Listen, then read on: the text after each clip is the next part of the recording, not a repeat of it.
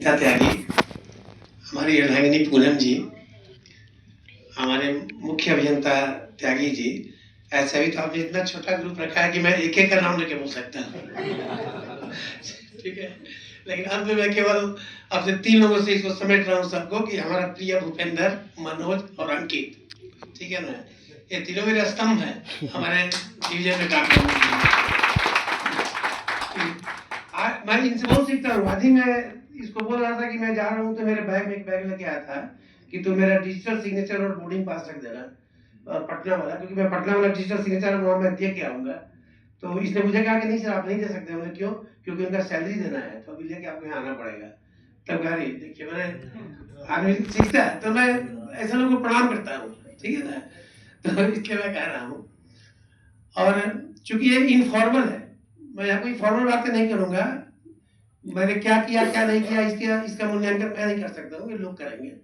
हालांकि हम अपने दिवंगत प्रधानमंत्री की तरह इतिहास के सामने अनुनय याचना भी नहीं करेंगे कि वो हमसे क्रूर ना हो, ठीक है ना।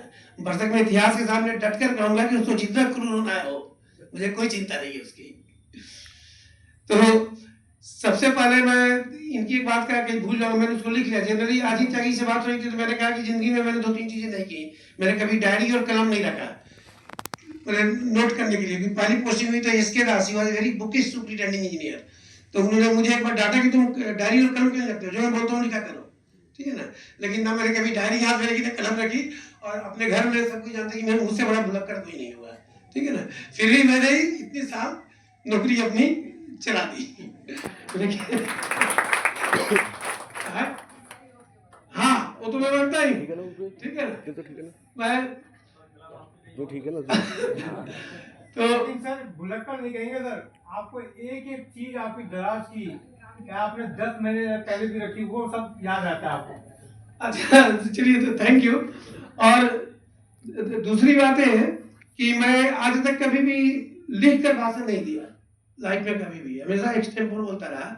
लेकिन आज कुछ चीजें जो मैंने लिख लिया कहीं भूल जाऊंगा, क्योंकि कुछ आरोप का उत्तर देना है। क्योंकि देशपाल जी ने आरोप लगाया कि मेरे कारण भाभी ने टीचर की नौकरी छोड़ दी, और इन्होंने मेरे लिए बहुत त्याग किया। तो आपको मैं बता दूं कि इनकी टीचर की नौकरी छुड़वाना भी मेरे लिए इनके लिए मेरा त्याग ही था। मैंने सोचा कि डबल ड्यूटी ठीक नहीं है, अब स्कूल में भी पढ़ाओ और घर में भी पढ़ाओ। तो कहीं एक जगह पढ़ाओ, और स्कूल में तो मात्र 8 घंटे की ड्यूटी है और यहाँ तो 24 घंटे है। तो इसलिए मैंने बड़ा त्याग किया इनको वहां से छोड़ा कर। हालांकि इसमें कोई तोहमत नहीं कि इनका बहुत त्याग है। और अभी हमको लगता है पिछले साल एक मेरी पुस्तक का लोकार्पण हो रहा था पटना आकाशवाणी क्लब में। मैंने आपको दिखाया था वीडियो, इन्होंने देखा है। तो पत्रकार लोग भी वहाँ होते हैं, तो ये स्टेज पर थी तो एक पत्रकार ने इनसे पूछ दिया कि मैडम आपका क्या योगदान है इनकी कविताओं में। तो इन्होंने तपाक से उत्तर दिया कि वही जो उनका मेरी गृहस्थी में है। तो इस चीज के लिए मैं इनके प्रति। और दूसरी बात यह है कि जब मैं लॉ कर रहा था, लॉ करना भी मेरा इत्तेफाक था, ठीक है ना। गुप्ता जी मुझे उनको एक मुल्ला की तलाश थी जो उनके साथ लॉ कॉलेज जाए, अकेले जाने में दिक्कत थी उनको। तो उन्होंने जबरदस्ती मुझसे फॉर्म भरवा दिया, मेरी पत्नी से भी फॉर्म भरवा दिया, ठीक है। क्योंकि जानते थे कि ये हमारे हाथ से निकल जाएगा, मेरी बात सुनेगा नहीं। तो उसने मेरी बीवी से भरवा दिया कि ये जब जाएगी तो इनको लेके जाएगी, ठीक है। उठाए नहीं रहते तो ज्यादा मजा आता है उनको सुनाने में। तो फॉर्म उन्होंने भर दिया। अच्छा उसके बाद ये आशा कर रहे थे कि मैं तैयारी करूं उसकी। तो एक दिन पहले उन्होंने मुझे फोन किया कि क्या पढ़ रहे हो। तो मैं उसमें सिनेमा देख रहा था चाणक्यपुरी में। उस समय चाणक्य हॉल था, अभी बंद नहीं हुआ था। और रीना मुखर्जी का फिल्म था, मुझे याद नहीं, रानी मुखर्जी का, ठीक है ना। हाँ, अब वो नाराज हो गया वहीं से कि भाई तुम्हारे एग्जाम में तुम एग्जाम नहीं दे रहे हो। और मुझे अपनी सत्यवादिता पर भी थोड़ा सा अफसोस हुआ कि झूठ मूठ बोल दिया कि मैं सिनेमा देख रहा हूँ। एनीवे इनके साथ लेके गए, वहाँ हम लोग ने परीक्षा दिया, रिजल्ट भी आया। तो मुझे रिजल्ट से क्या मतलब, मैं तो गया था उनके, हालांकि मुझे लॉ से बहुत प्रेम था, मैं बता दे रहा हूँ।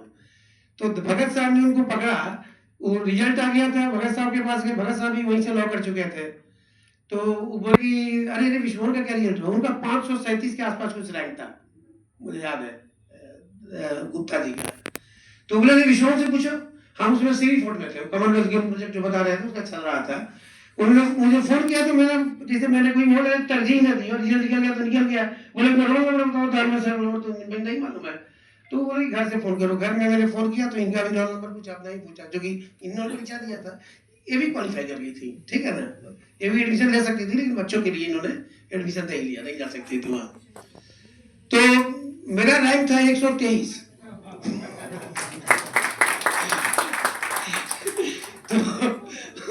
हालांकि बहुत खुश हुए, गुरु घूर चला चिन्नी। तो इसलिए मैंने हमने वहां से लॉ किया, आगे बढ़े, फिर हम लोग उनके साथ करते रहे। और अब मैं अभी सबसे पहले तो मैं अपनी माँ को प्रणाम करूंगा करने के पहले, क्योंकि जो मैंने सीसीडब्ल्यू की यात्रा प्रारंभ की तो मेरा घर सीसीडब्ल्यू मेरी माँ ने बसाया, क्योंकि मैंने पहला ऑफिस लिया तेजपुर में, जो कि ऑफिस कम रेजिडेंस था। एक भगवान की कृपा रही कि मेरे सीनियर्स का मुझे बहुत प्यार मिला। मैंने चाहे मैं यही रहूँ या ऐसी रहूँ या जो भी रहूँ, मैं जब भी रहा तो वहां पर मैं बिल्कुल सर्वशक्ति मान रहा, जो मैंने कहा हुआ, और मेरे सीनियर ने उसको अंगूठा लगा दिया मुंह उसपे ये करके। तो मुझे उन्होंने कहा क्या नाम है दास साहब ने कि आप वहाँ ऑफिस देख लो कोई, या ऑफिस का रेजिडेंस दे दो। उल्फा का ही चल रहा था उस समय, वहाँ बड़ी अशांति थी, हाँ आपको पता होगा। तो मैंने ऑफिस का रेजिडेंस ले लिया था। और हम जब मेरे पिताजी उस समय चीफ जुडिशियल मिनिस्टर हुआ करते थे बेगूसराय में, तो वहां से हम संभालने के गए। पहली बार घर से निकल रहे थे नौकरी पर, नौकरिया हो रहे थे हम लोग के गाँव में, बोलते कि वो नौकरिया हो गया। तो हमारी पत्नी और मेरी माँ दोनों साथ गए थे, 2 छोटे बच्चे थे। तो जब हम गुवाहाटी उतरे तो हमारे एक जेई थे, उनके साथ बसक, तो उनके साथ ऑफिस की गाड़ी में ढेर सारे सामान थे, मेरे बर्तन वर्तन निशान वगैरह, ये जीप में लाद के। और मेरी पत्नी उनके साथ चली गई पहले तेजपुर, वहां से 4 घंटे का रास्ता था गुवाहाटी से, और हम दोनों पीछे से बस से गए। तो हम लोग काफी देर से गए, हमारे जाने के पहले उन्होंने, मेरी माँ ने सलाम कर दिया था। और हम शुरू रहे तो वहीं से हमारा ऑफिस कम रेजिडेंस, जो बाद में लोग व्यंग में कहते थे कि इनका ऑफिस कम और रेजिडेंस ज्यादा है, ठीक है ना। और ये प्रक्रिया करीब से हमको लगता है कि डाल्टनगंज तक चली। मैंने उसका बालासुर में वही हाल रहा और डाल्टनगंज में भी वही हाल रहा। तो मेरी पत्नी को कभी लगता ही नहीं था कि मेरी शादी किसी रोजगार व्यक्ति से हुई है। 24 घंटे घर में बैठा रहता है, क्योंकि ऑफिस रेजिडेंस में था। और जो लोग आते थे बड़े अधिकारी से, गोरा साहब वगैरह दास सब आते थे अपने फैमिली को लेके, तो उनका परिवार भी मेरे घर में घुस जाता था, क्योंकि ऑफिस रेजिडेंस में आगे का 2 रूम ऑफिस का, पीछे का 2 रूम घर। तो जब हम पहली बार दिल्ली आए यहाँ पे, तो पहली बार जब हम घर से बाहर निकले तो 21 किलोमीटर दूर, 1.5 घंटे का रास्ता, रो दिया मैंने। पहली बार इनको भी, हम रो रहे थे और हंस रहे थे कि इनको लगा कि अब मेरी शादी हुई है। तो वहां से आए, वहां से आए तो आपने बहुत सही कहा, राम लक्ष्मण किसी ने शब्द का प्रयोग किया था, ये लक्ष्मण राम के हाथों में पड़ गया। पहली बार मेरे लिए टिफिन खरीदाया, क्योंकि आज तक तो टिफिन का नहीं था। नया टिफिन, मेरे हाथ लड़कियों की तरह छोटे, मेरी पत्नी के हाथ लड़कों की तरह बड़े। तो इन्होंने अपने नाप का टिफिन लिया, ठीक है। अब वो टिफिन है तो वो टिफिन खुला ही नहीं उनसे, मेरे छोटे हाथ बड़े क्यों। तो ये काम भैया राम करते थे, बोले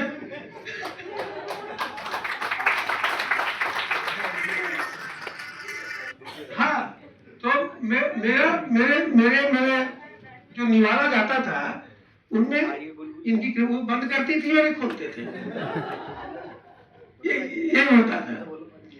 मैं अभी मेरी पत्नी ने भी कहा कि हम आए थे तो शुरू में जो पहला चेहरा था कि आप त्यागी के साथ रहे, और हमें खुशी है कि उसी चेहरे के साथ हम रिटायर भी कर रहे हैं। तो हम आपको बताया कि एक प्रोजेक्ट था NBH, new broadcasting house project, और वहां मुझे JVD प्रसाद को उपस्थित करने के लिए बलि चढ़ाया गया था।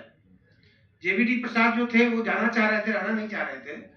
और हमारे एक 7 जन्मों के बड़े प्रिय मित्र, लेकिन 7 जन्मों के दुश्मन, AK सिन्हा, हमारी उनसे कभी पड़ती नहीं थी, और हम दोनों बड़े प्रिय मित्र थे। हम लोग रात में 2-2 बजे रात तक गप मारते रहते हैं। मेरी पत्नी जो मेरा मजाक उड़ाती थी कि इन दोनों में क्या संबंध है कि ऑफिस से आते हैं और 2-2 बजे रात तक गप मारते रहते हैं। सिन्हा जी के साथ।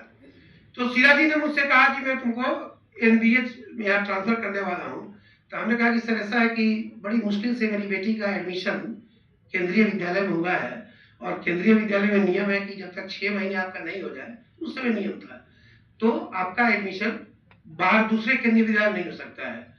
और दूसरी बात कि उसके कुछ दिन पहले मैं आया था अपने पिताजी का यहाँ इलाज कराने एम्स में, तो मैं बस से जब निकल रहा था तो आईएनए मार्केट के पास मैंने अचानक भीड़ देखा। तो हम लोग तो बिहार के आदमी, कहीं मारपीट होती है तो भीड़ लग जाता है, तो हमने देखा कि इतनी भीड़, भाई गॉड कहीं कुछ हो गया क्या, तो पता चला कि नहीं ये बस स्टॉप है।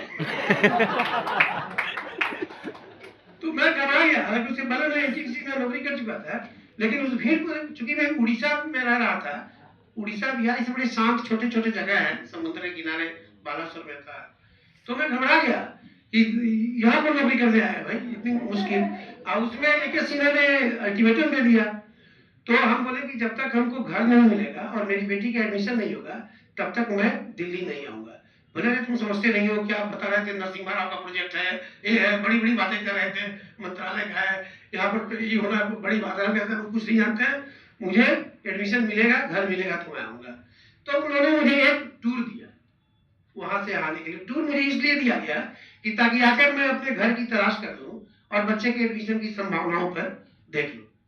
तो मैं टूर पे आया, उसके बाद मैं गया तो जेवीडी प्रसाद तो ऐसे बैठा था जैसे कोई बकुला किसी मछली की तलाश में हो। उसने घर मेरा पहले से मुझसे बिना पूछे ठीक कर दिया था। जिस घर में मैं रहता था वो दूसरे दिन बुलाया और मकान मालिक आ गया, बोले कि यहीं रहेंगे, और किराया मेरा सब ठीक कर दिया आपने से बिना पूछे। चलो ठीक है। और उसके बाद मुझे स्कूटर में बिठाया, उसने मुझे 8 बजे या 9 बजे दिन में बुला लिया था। मैं, मेरे पत्रकार साले हैं यहाँ पे, बहुत बड़े पत्रकार हैं, आपको गाजियाबाद में है, तो उन्हीं के घर पे आ रहा था, तो वही गाजियाबाद से मुझे दिलशाद रंग बुला लिया था, और 9 बजे दिन में वो मुझे स्कूटर पर बिठा के और चल दिया। हमको लगा इस ऑफिस दिखाने ले जा रहा है, लेकिन मुझे ऑफिस नहीं लगे, लेकिन मुझे केंद्रीय विद्यालय चला गया। ठीक है, मैं केंद्रीय विद्यालय में गया, वहाँ मिस्टर मेहरोत्रा थे वाइस प्रिंसिपल, मुझे अभी तक उनका नाम याद है, वेरी लर्नेड पर्सन। मैंने बहुत कम लोगों से मैं मिला हूँ जितने विद्वान व्यक्ति होते हैं। तो उनसे बात हुई, मैंने उनको बताया सारी बात की, और ये पूरा पैरवी किया उनकी। तो उन्होंने कहा कि नहीं आप चिंता मत कीजिए, मैं एडमिशन ले लूंगा। तो हमने कहा कि अभी तो आप बोल रहे हैं एडमिशन ले लेंगे, लेकिन जब मैं 1 महीना या 2 महीना बाद, उसमें गर्मी की छुट्टी चल रही थी शायद, मैं 1-2 महीना बाद जब आऊंगा तब आप कहेंगे मुझे याद ही नहीं है, तो मैं क्या करूंगा, यह मानते हुए कि आपका उस समय तक ट्रांसफर ना हो जाए। ठीक है ना? तो बोले नहीं ट्रांसफर तो मेरा नहीं होगा, लेकिन आप एक, मैं याद रखूंगा। नहीं है, आप अपनी डायरी निकालिए और आज की जो डेट है उस डेट में मेरी दोनों बेटियों का नाम लिखिए और मेरा नाम लिखिए, ताकि मैं आऊंगा तो यदि आप भूल जाएंगे तो शकुंतला की अंगूठी की तरह जो दुष्यंत वाली आप गान करते होंगे, तो मैं आपको उस अंगूठी की याद दिलाऊंगा। ठीक है, तो वही हुआ। तो उसने मेरा ये भी करा दिया, और उसका सीधे लेके मुझे पीटीआई बिल्डिंग ईओ के कमरे में ले गया, किसने कमरे में, बोला कि सब ठीक हो गया, ऑर्डर निकाल दीजिए। उसके बाद ऑर्डर की साइन हो गया, और मैं अपने ही मैंने फांसी के वारंट का रिव्यू है वो हाथ में लेकर मैं वापस बालासोर पहुंचा। अब बालासोर पहुंचा तो वहां बात दूसरी हो गई। वहां पर हमारे सुपरिटेंडिंग इंजीनियर थे मिस्टर ए.के. वोरा, जो मुझे बहुत मानते थे, और उन्होंने भीतर उन्होंने श्री सत्यजीत राय फिल्म इंस्टीट्यूट में मेरे ट्रांसफर के लिए अपना ताना बाना बोल लिया था। ठीक है, और लेकिन जब मैं ऑर्डर लेके पहुंचा तो उनको भी ऑर्डर की कॉपी मिल गई, तो अब मुझसे बहुत ही बड़े नाराज हुए, और न केवल नाराज हुए बल्कि उनको मेरी इंटीग्रिटी पर शक हो गया। शक क्या हुआ कि उस समय हम तो बिल्कुल कोरे गांव के आदमी, मुझे दिल्ली के राजनीति से कोई मतलब नहीं, तो मुझे नहीं पता था कि यहाँ पर एक ऊपर कुछ ग्रुपिज्म चलता है, बोरा साहब किसी और ग्रुप के हैं और कर्नल साहब किसी और ग्रुप के हैं। मैं बड़ी खुलेआम बतिया रहा हूँ आपसे, आप पूरे इन्फॉर्मल मीटिंग इसलिए वैसे बात कर रहा हूँ कि कर्नल साहब किसी और के हैं और इसके किसी और के हैं, और कर्नल साहब ने उसके पहले विजिट किया था बालासोर, जो मैं काम करा रहा था, और वो हो सकता है अंदर से मुझसे बहुत प्रभावित हुए हो, तो उनके मन में ये बात आ गई हो कि ये एमबीएच में इनको ले जाऊंगा। और यहाँ पर बासु बाबू थे और त्यागी साहब थे यहाँ पर काम करने वाले। मैंने ये लोग, मैं अभी भी कर रहा हूँ, नहीं कि मैं मुंह पर कर रहा हूँ, मैं आप जानते हैं कि मैं किसी के मुंह पर हूँ, उसकी शिकायत करने में मैं सबसे आगे हूँ यहाँ पर। ये लोग रियली जेम थे, किसी ने शब्द यूज किया gem, they were really the gem of the department. ठीक है, तो उसके बाद नाराज हो गए हम पे, कर्नल से मिला हुआ है अंदर करने के लिए, वो आए और उनसे बात ही करना बंद कर दी, उस पर विजिट किया ऐसे कि नहीं अभी नहीं है, तुमने अपने मन से करा लिया, एक महीना तक उन्होंने रिलीव नहीं किया, और इस दुष्ट आत्मा के चक्कर में, जेवीडी प्रसाद के चक्कर में घर पाने लग गया था। मैंने सामान सब पैक करा दिया और सामान भेज दिया, क्योंकि हमारे हाथ में ऑर्डर था। मैंने इतना क्या कहते हैं कि प्रिविलेज कौन हुआ जो कि साथ में ऑर्डर लेके जा रहा है एक अत्यंत प्रतिष्ठित प्रोजेक्ट में अपने स्थानांतरण का जाने के लिए नाक रगड़ रहे हैं और वहां जबरदस्ती भेज रहे हैं। और लेकिन अब मैंने सामान भेज दिया, एक महीने तक मैं रिलीव नहीं हो रहा हूँ। खाली चौकी पर मैं और मेरी पत्नी सोते थे। वो तो कहिए कि बच्चों को मैंने ससुराल पहुंचा दिया, क्योंकि हमारे घर पे भी एक था। हाँ, खैर एक महीने बाद किसी तरह शांत हुए। इनको सही बात पता चला कि मैंने एक्चुअली कर्नल साहब को पहली बार तभी जाना था जब वो आए थे साइड पे, और इनको एक पहली बार तभी जाना था। हम यहाँ आए। यहाँ बासु बाबू जो एक सीएम थे, डेली मुझे स्कूटर में बिठा के वहां से लेके आते थे, क्या कहते हैं, ऑफिस। और मैं स्कूटर चलाना नया नया सीखा था, क्योंकि हमको शुरू से ही गाड़ी मिलती नहीं थी, तो कभी मौका नहीं मिला। तो एक बार हमारी गाड़ी वहां से जब कलकत्ता भेज दिया गया, तो मैंने पहली बार उसी समय स्कूटर खरीदा। मैंने गाड़ी भेजा और दुकान पर जाके एक हमारे बड़े प्रिय वकील साहब से उन्होंने स्कूटर मंगवा दिया, और वहां से स्कूटर को और आदमी चला के लाया, और मैं 1 सप्ताह 2 सप्ताह सीख के तब धीरे से स्कूटर सीखा। तो यहाँ बासु बाबू ने मुझे स्कूटर चलाना सिखाया और रास्ता दिखाया।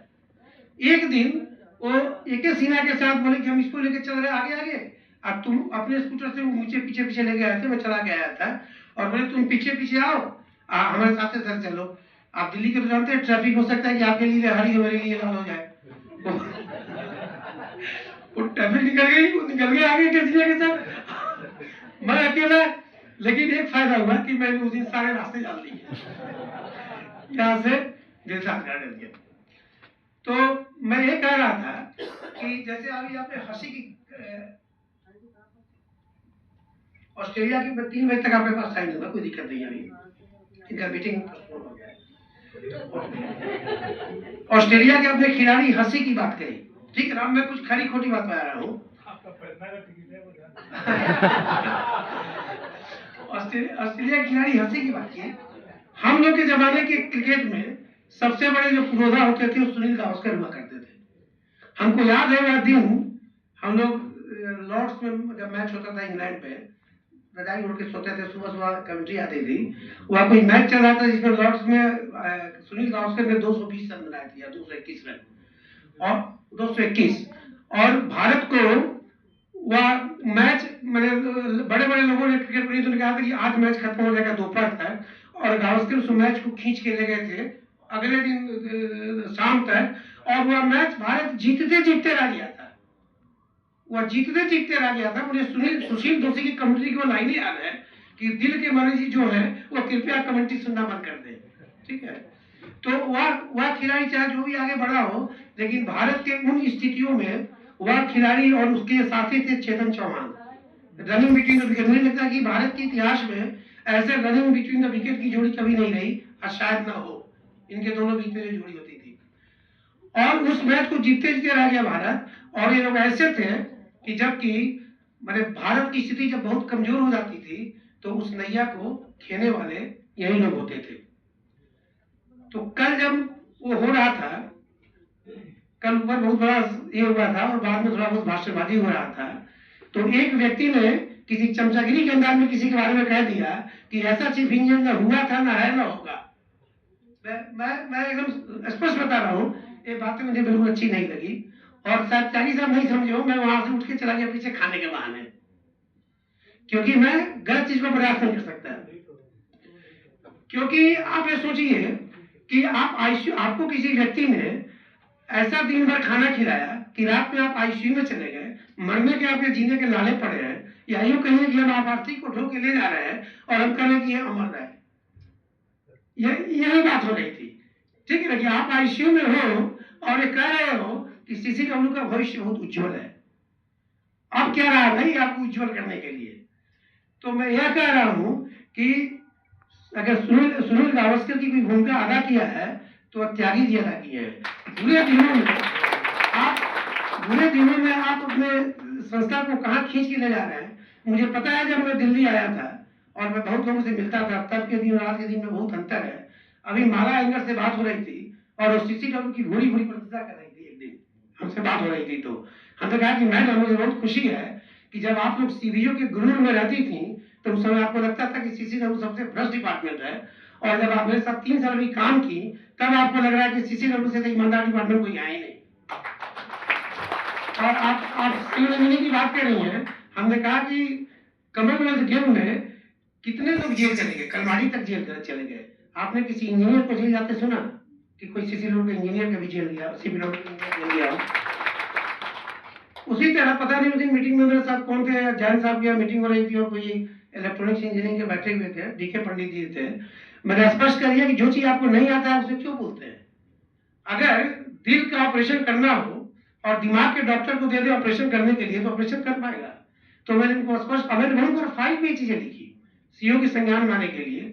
अभी कुछ दिन पहले हुआ क्या कि कल या परसों हुआ कि उन्होंने हमसे ये ले लिया, हनुमान सिंह मीना डीडी जी, उन्होंने एक एस्टीमेट पढ़ी से ले लिया, और जब एस्टीमेट गया वहां पर तुमने फाइल मुझे लिख के लौटाया कि, हालांकि मैं डिपार्टमेंट की बात नहीं करना चाह रहा था लेकिन ये आ गया तो मैं इस प्रसंग में बता दे रहा हूँ कि ये उन्होंने कुछ लिखा था कि हेडक्वार्टर का इशू नहीं है कि हम नहीं देंगे। हाँ, तो हमें गुस्सा आया कि जब जरूरत नहीं थी उन्होंने भेज क्यों दिया। तो हमने इनको हड़काते हुए पूछा कि भाई आपने क्यों भेजा, तो इन्होंने बताया कि ऐसा ऐसा है, वो लोग खुद करना चाह रहे हैं, हमसे एस्टीमेट लेके। तो मैंने उनको स्पष्ट लिख दिया कि बगैर तो बिना कॉम्पिटेंट अथॉरिटी का हम काम नहीं करेंगे, और दूसरा वो इस मुगालते में न रहे कि हमारे एस्टीमेट के आधार पर वो काम करा लेंगे। ठीक है, मैं उनको छोड़ूंगा नहीं। इसलिए अगर इस एस्टीमेट के आधार पर उन्होंने काम कराया तो इसकी गुणवत्ता, इसके स्पीड, इसके स्पेसिफिकेशन, ये सारी की सारी जिम्मेदारी प्रसार भारती को किसी भी डिपार्टमेंट में होगी जो सीसीडब्ल्यू से अलग है। हमारे पर कोई जिम्मेदारी, हाँ, हमारी कोई जिम्मेदारी नहीं होगी। कुछ दिन पहले हमारे पांडे जी का, मैं मुंह पे बोल रहा हूँ, इनका ट्रांसफर किया गया, बलि का बकरा बनाया गया। मीटिंग हुई, त्यागी साहब भी थे उस मीटिंग में। हमें बोला गया कि आप इनको मेमो इशू कीजिए। मैंने कहा कि मैं मेमो इशू नहीं करूंगा, कब व्हाटएवर में, क्योंकि हमारी गलती नहीं है इसमें, और मैंने नहीं किया मेमो, हालांकि मुझे मेमो मिला, ठीक है, लेकिन मैंने मेमो इशू नहीं किया। उसी तरह पटना में हुआ, हमारे ईओ के साथ गलती हुई, उन्होंने फिर मीटिंग लगा कि मेमो इशू किया। मैं नहीं करूंगा क्योंकि हमारे कहने से उसने किया है और उसने कोई गलती नहीं की है, ठीक है ना। तो मेरे कहने का अर्थ है कि अपने प्रोफेशनल इथिक्स के लिए हमने कभी समझौता किया, आगे से कभी समझौता करेंगे। और सीसीडब्ल्यू की स्थिति आज प्रसार भारती में बहुत ही अच्छी है। अगर प्रसार भारती में बहुत अच्छी नहीं रहती तो एक चीफ इंजीनियर के प्रमोशन के लिए पूरा मंत्रालय ने ये कर दिया है। मैं आपको मुझे बताते हुए हाथ हो रहा है, ठीक है ना। ये स्थिति कभी नहीं थी। पहले हमारे लोग जाके मंत्रालय में चमचागिरी किया करते थे, अंडर सेक्रेटरी में कुछ नहीं समझता था, ठीक है ना। हम लोग त्यागी जी को पता है कि हमने कितनी बार डिप्टी सेक्रेटरी को और या फोन पर लगा दिया है, और डर के बाद मुझे लेके नहीं जाते थे मंत्रालय में कि इनको लेके जाएंगे तो और ही नाराज हो जाएगा, तो किसको लेके चले आए। आज मैं ये पढ़ता हूँ बराबर, मैं रोज वाल्मीकि रामायण पढ़ता हूँ। तो आज मैं जब पढ़ रहा था तो मुझे ये चीज समझ में आया कि जब राम ने बाली की हत्या कर दी तो उसके बाद माल्यवान पर्वत के पीछे प्रस्रवण गिरी पर राम और लक्ष्मण निवास कर रहे हैं, और बरसात की ऋतु खत्म हो गई है, तो बरसात में युद्ध नहीं होता है। इसलिए वो सोच रहे कि सुग्रीव जो है सो बरसात के बाद युद्ध करेंगे रावण के साथ। लेकिन सुग्रीव पर प्रमाद छा गया है, प्रमाद छा गया कि उन्होंने वो जो बाली बना और जो चीज हुआ तो उनको धीरे धीरे ऐसा लग रहा है कि हम बहुत बड़े टॉप चीज हो गए। ठीक वैसे ही कि सरकार की नीतियों के कारण जब सीसीडब्ल्यू बढ़ने लगा तो हमारे कुछ अधिकारियों को प्रमाद हो गया कि हम बहुत काबिल हो गए, कि हमने सब काम कर दिया। अरे उस समय राजीव गांधी का आया था कि हर डिस्ट्रिक्ट में गैलारिस होना चाहिए, ये सबको पता है। दूरदर्शन का विस्तार हो रहा था, HKL भगत हमारे मिनिस्टर ने काफी काम किया था, तो उनके पास कोई चारा नहीं था। और IK गुजराल जब मिनिस्ट्री फॉर इंफॉर्मेशन ब्रॉडकास्टिंग थे तो उनके घर में लोग सतीश गुजराल उनके स्कल्पचर थे, बहुत बड़े वास्तविक थे, वो लोग ठेकेदारी करते थे। उनको मैंने सरकारी अधिकारियों को मैं स्पष्ट बता रहा हूँ बिना किसी भय के, तो CPW ने उनको ज्यादा चारा नहीं दिया तो उन्होंने अपना डिपार्टमेंट बना लिया, सिविल कंस्ट्रक्शन विंग, और उसके कारण ये बहुत तेजी से आगे बढ़ा। लेकिन कुछ अधिकारी उसी तरह सुग्रीव की तरह मुगालते में आ गए प्रमाद में कि अरे हम तो चीज हो गए। तो उस समय राम ने लक्ष्मण को भेजा सुग्रीव के पास जाके समझाने के लिए। आप बाकी आप समझ रहे होंगे, तो मुझे कुछ ऐसा ही समझ में आ रहा था ये करने के लिए। मैं ज्यादा समझ नहीं होगा क्योंकि मैं कोई, हाँ, और गाने की बात आ रही थी, मैं केवल जवाब दे रहा हूँ। गाना तो आपने सही किया, क्योंकि हमारा ये उससे मुझे ईर्ष्या होती है।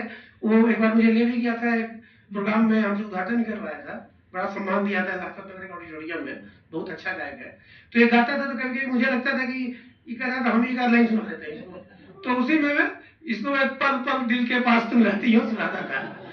लेकिन सही गाना मुझे सिखाया किसने, तो पीछे बैठा हुआ, कहाँ गया हो, भूपेंद्र, भूपेंद्र ने।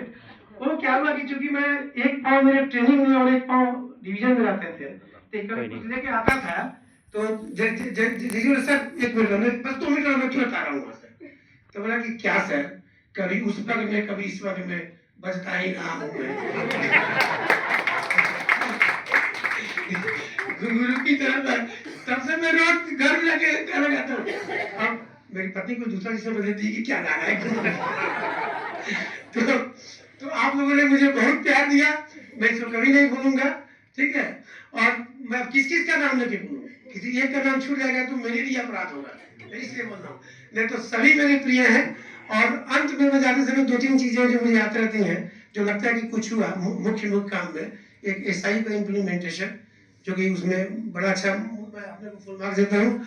और 2 बातें, एक मैं त्यागी जी को बड़े तहे दिल से धन्यवाद देता हूँ कि इन्होंने पूरी तरह से राम की भूमिका उसमें निभाई, कि हमारे वर्क से आने स्टाफ के लिए आज प्रमोशन करने जा रहे हैं। और मुझे विश्वास है कि जाने के पहले, मैं तो आज ही का इनको डेडलाइन दिया था कि मेरे जाने के पहले आज GPC कर लें, तो ये प्रमोशन कर लेंगे। दूसरा, कादम्बरी बैठी है, इन लोग को मैंने पेंशन स्कीम में ला दिया, ओल्ड पेंशन स्कीम, जो कि ऑलमोस्ट इम्पॉसिबल वर्क था यदि मैं बताऊं तो। और तीसरा, रावत जी बैठे हैं, मैंने वो चीजें कही कि turning the table upside down. पहले इन्होंने केस इतना बिगाड़ दिया था, अभी केस भी चल रहा है, और अब तो चीफ इंजीनियर से लेकर मिनिस्ट्री तक हमारे लिए गुंडे हो गए, हार्ड गुंडे। मेरे लिए अब ये लोग लिख रहे हैं चिट्ठी कि इनके ऑर्डर का पालन कीजिए। आपको पता होगा जो वर्क स्टाफ का जो 7-8 साल के बाद जो नॉन फंक्शनल सेक्शन डेट है, वो भी मिनिस्ट्री ने हमारी बात मान ली है। बाकी किस्सा लोग सुनेंगे, मैं वही नहीं कहना हूँ। तो आप सबको मेरा प्रणाम और धन्यवाद। और त्यागी जी को और भाभी जी को आगे के लिए पूरी पूरी शुभकामनाएं कि ये स्वस्थ रहे, मस्त रहे और इनके शत्रु इनसे त्रस्त रहे।